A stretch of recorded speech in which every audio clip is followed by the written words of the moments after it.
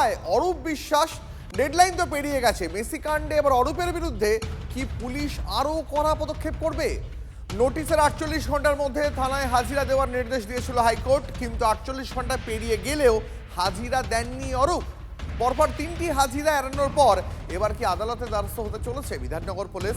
প্রাক্তন ক্রীড়ামন্ত্রীর বিরুদ্ধে কি গ্রেফতারি পরোয়ানার আর্জি জানাবে পুলিশ?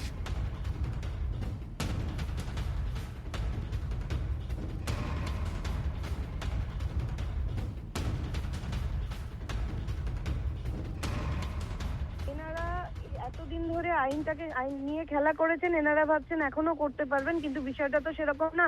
কিন্তু আইনকে এরকম বুড়ো আঙুল দেখিয়ে ইনভেস্টিগেশন এজেন্সিকে এইভাবে যদি ওনারা ভাবেন যে এড়িয়ে গেলেই আর কোনো রকম পদক্ষেপ নেওয়া হবে, সেটা তো না। কিন্তু কলকাতা পুলিশ হোক বা সিআইডি হোক, যে কোনো ইনভেস্টিগেশন এজেন্সি ওনারা চাইলেই কিন্তু এখন 3বার নোটিশ দেওয়ার পরেও উনি যখন এলেন না, লুকআউট নোটিশ ওনার এগেনস্টে জারি করতেই পারে। আইনে সেটাই ব্যাখ্যা দেওয়া আছে। এখন ডেডলাইন শেষ। মেসি কাণ্ডে এবার অরূপের বিরুদ্ধে কি কড়া পদক্ষেপ করবে পুলিশ? কিন্তু অরূপ বিশ্বাস কোথায় কোথায় রাজ্যের প্রাক্তন ক্রীড়ামন্ত্রী? TV9 বাংলার প্রতিনিধিরা কিন্তু অরূপ বিশ্বাসের ঠিকানায় গিয়ে অরূপ বিশ্বাসের খোঁজও করেছেন। দেখুন।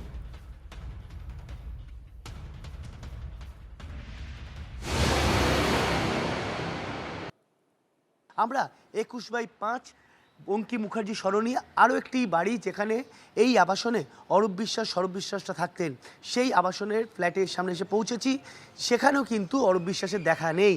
কোথায় গেলেন তিনি? স্বাভাবিকভাবেই অরূপ বিশ্বাসের কি অগাধ সম্পত্তি? তিনি কোথায় গিয়ে লুকিয়ে গেলেন? পুলিশ কেন খুঁজে পাচ্ছে না? এইটা কিন্তু বারবার ফিরে ফিরে আসছে প্রশ্ন, এবং তাকে খুঁজে পাচ্ছে না পুলিশ। 3বার নোটিশ দেওয়া হয়েছে, তারপর তাকে খুঁজে পাওয়া যায়নি। আমি যে বাড়ি যিনি এ আছে, অরূপ বিশ্বাস কবে এসছে এখানে? লাস্ট শেষ কবে এসছে অরূপ বিশ্বাস? মানে আপনারা দেখেননি কবে এসছে? লাস্ট কবে এসে কোনো কথা হয়নি? এই মানে পুলিশ কি এসেছিল এ বাড়িতে? পুলিশ বলতে পারছি না। একটা কোশ্চেন বলছি, আপনারা কবে মানে লাস্ট কবে শেষ দেখেছেন কবে ওনাকে এখানে? আমি আজকে নতুন এসেছি। নতুন এসছে? হ্যাঁ, আমি নতুন আজকে এসেছি। এখানে যিনি ছিলেন তিনি কোথায়? ইনি বাড়ি গেছেন, একদিনের জন্য বাড়ি গেছেন। তিনি বাড়ি গেছেন একদিনের জন্য বাড়ি গেছেন। তিনি এখানে কবে গেছেন বাড়ি? আজকে গেছে। আপনি নতুন? হ্যাঁ, কালকে আসবেন উনি। ঠিক আছে, একদিনের জন্য আপনারা কি আবাসনের বাসিন্দা? না, আপনার বাসিন্দা নন। আপনারা দেখেছেন কখনো এখানে আসতে অরূপ বিশ্বাস? বা কি করে আমরা থাকি না তো কি করে? আপনারা থাকেন না। মূলত যাকেই জিজ্ঞাসা করা হচ্ছে উনি বললেন তিনি থাকেন না, এবং যিনি বাড়ির এখন দায়িত্বাধীন কেয়ারটেকার তিনিও বললেন তিনি সবে এসছেন। এখানে যিনি ছিলেন তিনি নাকি বাড়ি গিয়েছে। অর্থাৎ সব মিলিয়ে কিন্তু একটা রহস্য ঘনীভূত। অরূপ বিশ্বাসের এই নিখোঁজ ঘিরে হাইকোর্টের তরফে রক্ষা কবচ দেওয়া হয়েছে, তারপরেও তিনি হাজিরা দিচ্ছেন না। অর্থাৎ তদন্তকারীরা কিন্তু এবার সরাসরি কলকাতা হাইকোর্টে জানাবে যে হাইকোর্টের নির্দেশকেও লঙ্ঘিত করছে অরূপ বিশ্বাস।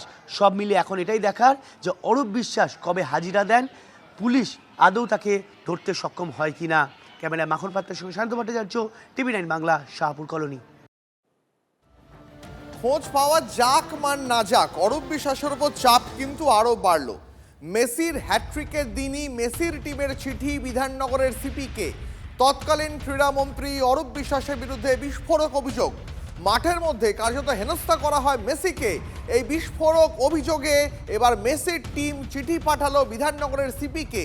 চিঠিতে আর কোন কোন অভিযোগের উল্লেখ রয়েছে জানবো আমাদের প্রতিনিধি কৌস্তবের কাছ থেকে। কৌস্তব, দেখো, মেসির টিম থেকে চিঠি পাঠানো হয় বিধাননগর পুলিশ কমিশনারেটকে, এমনটাই খবর সূত্রে। বিধাননগর পুলিশ কমিশনারেটকে চিঠি পাঠিয়ে বলা হয় যে মেসির যে ইভেন্ট আয়োজন হয়েছিল কলকাতায় 13ই ডিসেম্বর যুবভারতী ক্রীড়াঙ্গনে, সেখানে মেসির সঙ্গে তৎকালীন ক্রীড়ামন্ত্রী অরূপ বিশ্বাস যেভাবে গায়ে গায়ে লেপ্টে ছিলেন, সেই বিষয়টা কিন্তু উল্লেখ করা হয়েছে সেই চিঠিতে। রোজারিও থেকে এই চিঠি আসে, সেই রোজারিও থেকে সেই চিঠি পাঠানো হয় বিধাননগর পুলিশ কমিশনারেটকে যে মেসির সঙ্গে যে প্রোটোকল রয়েছে সেই প্রোটোকল অনুযায়ী কিন্তু মেসিকে সবাই স্পর্শ করতে পারেন না, মেসিকে ছোঁয়া যায় না, মেসিকে কাছ থেকে দেখা যায় এরকমটা একটা নিয়ম আছে, কিন্তু মেসিকে কাছ থেকে দেখলেও ছোঁয়া যায় না। ফলে সেই জায়গায় দাঁড়িয়ে তৎকালীন ক্রীড়ামন্ত্রী মেসির সঙ্গে গা ঘেঁষাঘেঁষি করে ছবি তুলেছিলেন, কাঁধে হাত দিয়ে কোমরে হাত দিয়ে ছবি তুলেছিলেন, যেই বিষয়গুলো কিন্তু উল্লেখ করা রয়েছে ওই চিঠিতে। এমনকি এই চিঠিতে সেই আরো একটা বিষয় উল্লেখ করা রয়েছে যে বেশ কিছু আনঅথরাইজড মানুষ সেখানে ঢুকে গেছিলেন ওই সার্কেলে, যাদের ঢোকার কথা ছিল না তারা কিভাবে ঢুকলেন, এবং একই সঙ্গে কিন্তু সিকিউরিটি যে ব্রিচ হয়েছিল সেই বিষয়টাও কিন্তু ওই চিঠিতে উল্লেখ করা হয়েছে। অর্থাৎ কিনা নিরাপত্তার যে গাফিলতি, সেই নিরাপত্তার গাফিলতির বিষয়টাও কিন্তু ওই চিঠিতে উল্লেখ করা হয়েছে। এমনটাই কিন্তু খবর সূত্রে বিধাননগর পুলিশ কমিশনারেটে মেসির টিমের তরফ থেকে চিঠি পাঠানো হয় এবং চিঠি পাঠিয়ে কিন্তু পুরো বিষয়টা জানানো হয়েছে। দেখো 13 ডিসেম্বরের ঘটনার পর কিন্তু সঙ্গে সঙ্গেই কিন্তু সেদিনকে আমরা দেখেছিলাম যে মেসি ইভেন্টের আয়োজক শতদ্রু দত্তকে গ্রেফতার করা হয়েছিল। তারপরে কিন্তু শতদ্রু দত্ত জেল হেফাজতে ছিলেন, কিন্তু তারপরে তিনি জেল মুক্ত হয়েছেন থেকে জামিনে। বেশ কৌস্তব, আমি তোমার সঙ্গে কথা বলবো, তবে এই মুহূর্তে আমাদের সঙ্গে রয়েছেন ক্রীড়া দফতরের স্বাধীন দায়িত্বপ্রাপ্ত মন্ত্রী ইন্দ্রনীল খাঁ। ইন্দ্রনীল দা, আমরা এই মুহূর্তে যে আপডেট পাচ্ছি, মেসির হ্যাট্রিক যেদিন গোটা বিশ্ব উচ্ছ্বাসে মেতে উঠেছে, সেদিনই মেসির টিমের চিঠি এলো বিধাননগরের সিপির কাছে। বলা হলো তৎকালীন ক্রীড়ামন্ত্রী অরূপ বিশ্বাস, তাঁর বিরুদ্ধে বিস্ফোরক অভিযোগ, মাঠের মধ্যে মেসিকে হেনস্থা করা হয়। শুধু তাই নয়, পরপর 3বার নোটিশ পাঠানো হয় অরূপ বিশ্বাসকে, কিন্তু এখনো পর্যন্ত তার খোঁজ নেই। কোথায় অরূপ বিশ্বাস?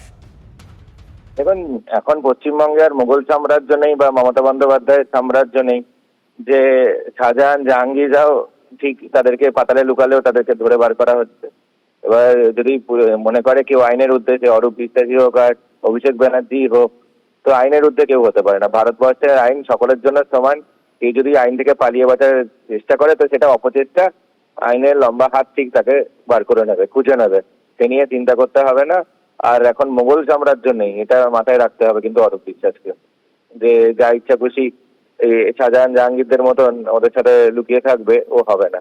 তাকে জবাব দিতে হবে। 10 টাকা জলের বোতল বারবার নোটিশ পাঠানো হচ্ছে, আদালত নির্দেশ দিয়েছে, তা সত্ত্বেও অরূপ বিশ্বাস হাজিরা দিচ্ছেন না।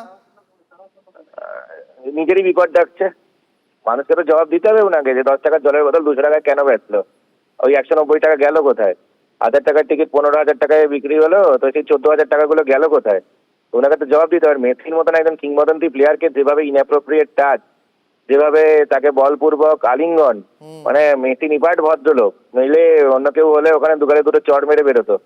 উনি নিপাট ভদ্রলোক, ওখান থেকে ময়দান ছেড়ে বেরিয়ে মানে আমাদের পশ্চিমবঙ্গবাসী এবং ক্রীড়াপ্রেমীদের ক্ষেত্রে একটা ভীষণ লজ্জাজনক হতে হয় যে মেসিকে বাধ্য করেছিলেন মাঠ ছাড়তে। ওনাকে তো জবাব দিতে হবে আমাদের পশ্চিমবঙ্গকে এত কলুষিত করার জন্য। অনেক ধন্যবাদ আপনাকে, অনেক ধন্যবাদ।